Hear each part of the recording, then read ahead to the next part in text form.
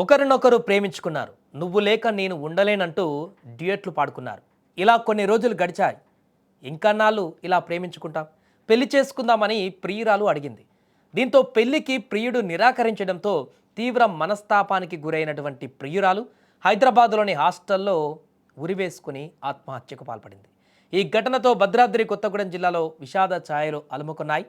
భద్రాద్రి కొత్తగూడెం జిల్లా అశ్వాపురం మండలం ఎస్సీ కాలనీకి చెందినటువంటి కనక సరస్వతి అనే యువతి అదే గ్రామానికి చెందిన నందకిషోర్ అనేటువంటి యువకుడు గత కొంతకాలంగా వీరిద్దరు ప్రేమించుకుంటున్నారు. అంత బాగానే ఉంది. కొంతకాలంగా ఇద్దరి మధ్య సంబంధాలు కూడా మంచిగానే ఉన్నాయి.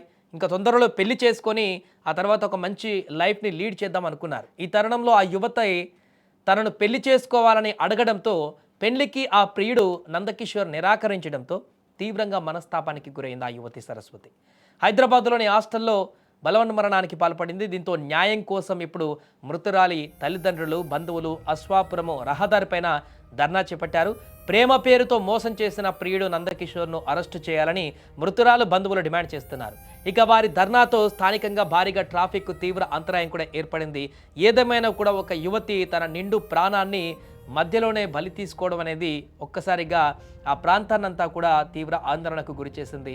అదేవిధంగా ముఖ్యంగా ఆ యువకుడు ఎవరైతే ఉన్నారో ముందుగా ప్రేమించుకున్నారు, ఒకరినొకరు పెళ్లి చేసుకుందాం అనుకున్నారు, అంతా బాగానే ఉంది. ఇద్దరు కూడా వన్ సైడ్ లవ్ కూడా కాదు, ఇద్దరు టూ సైడ్ లవ్ కాబట్టి అంతా బాగానే ఉంది. పెళ్లి కూడా చేసుకుందాం అనేసరికి ఆ యువకుడు చేసినటువంటి ఈ పరిణామం నిన్ను పెళ్లి చేసుకోనని చెప్పేసి అన్నట్టుగా తెలుస్తుంది.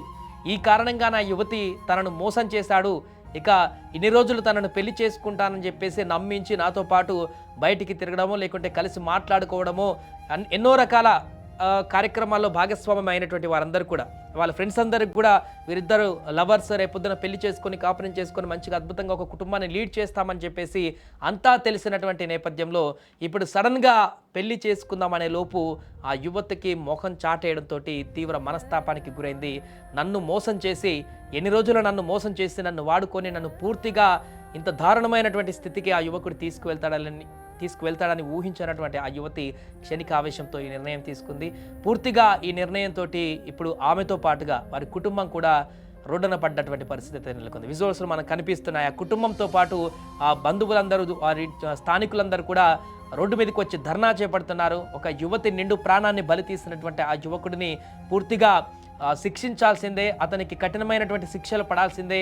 మా బిడ్డని, మా ఇంటి బిడ్డని ఈ రకంగా ఈరోజు మాకు లేకుండా తన ప్రాణాన్ని కోల్పోయే విధంగా ప్రవర్తించినటువంటి ఆ వ్యక్తి, తనను మోసం చేసి ఇంత దారుణమైనటువంటి పరిస్థితికి తీసుకొచ్చినటువంటి ఆ వ్యక్తిని కఠినంగా శిక్షించాలంటూ కూడా వారు డిమాండ్ చేస్తున్నారు. దీంతో పోలీసులు కూడా అక్కడికి వెళ్లారు, రంగప్రవేశం చేశారు. వారిని శాంతింపజేసి వారిపైన ఖచ్చితంగా ఎవరైతే కేసు దర్యాప్తు కొనసాగుతుంది, దర్యాప్తులో అన్ని విషయాలు బయటకు వస్తాయి. ఖచ్చితంగా అతను తప్పుంటే అతన్ని ఖచ్చితంగా చట్టపరంగా శిక్షలు తీసుకునేటువంటి విధంగా ముందుకు తీసుకువెళ్తామని పోలీసులు చెప్పడంతో వారు కొంత శాంతించినట్టు కనపడుతుంది. ఏదేమైనా కూడా హాస్టల్లో చదువుకుంటూ మంచి చదువులు చదివి ఉద్యోగం చేసి కుటుంబానికి పెద్ద దిక్కుగా మారుతుందనుకున్నటువంటి ఆ యువతి ఈరోజు వెగత జీవగా పడి ఉండడాన్ని చూసైతే వారు భూరణ విలపిస్తున్నారు.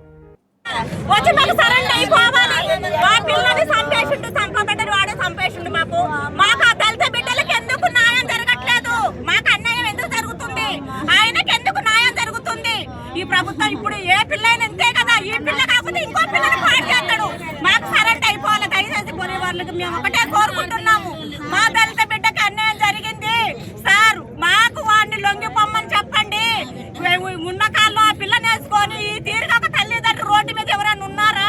వీళ్ళకే జరిగిందా నా అన్యాయము? మొత్తం అన్యాయం చేసి న్యాయం వాడి వైపే ఉంది, అన్యాయం వైపు వీళ్ళ వైపే ఉంది.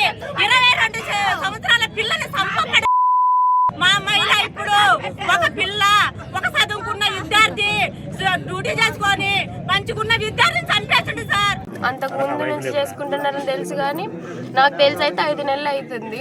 ఆయన నాకు నిన్న ఫోన్ చేసిండు, మొన్న ఫోన్ చేసి టైం అంత గుర్తులేదు.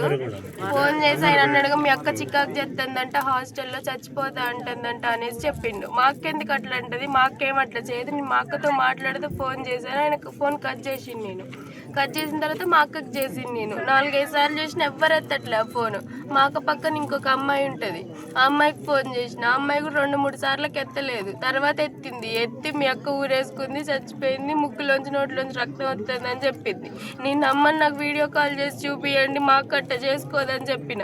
నేను ఆ ఫోన్ కట్ చేసి వాళ్ళకి వీడియో కాల్ చేస్తుంటే ఇక నా ఫోన్ ఎత్తలేదు వాళ్ళు.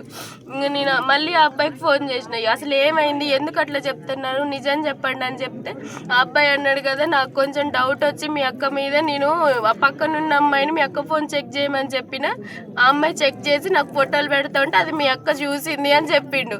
ఇంకా నేను ఫోన్ కట్ చేసి నాన్నోళ్ళు బయటికి వెళ్తే నాన్నోళ్ళకి ఫోన్ చేసి చెప్పిన. ఇక అప్పటి నుంచి ఆ అబ్బాయి అసలు ఫోన్ స్విచ్ ఆఫ్ చేసుకున్నాడు.